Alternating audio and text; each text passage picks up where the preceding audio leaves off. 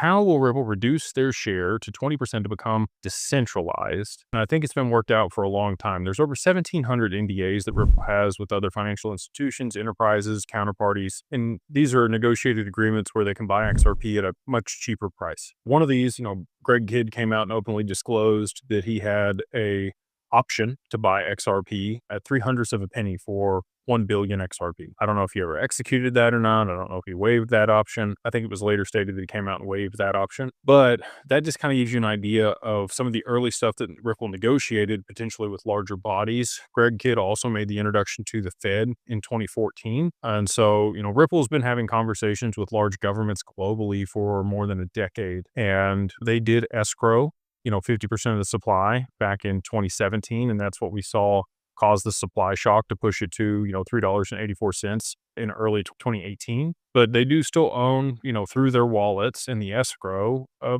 pretty significant portion of the total amount of XRP. I think it's around, 48, 47% that's still in escrow. And they continue to roll that. Each month they get a billion out of escrow that's unlocked, and then they sell what they need to onto the market and they re-escrow a portion of that. So to your point, in the Clarity Act, the way it's written today, they would have another year in order to become compliant. They've been giving grace periods. We saw this in the Genius Act with Tether. They gave them a 3-year window to become compliant with the regulations that they set out there for US-based stablecoins. Yeah, when it comes to, will they hand some over to the US government in order to be able to offset the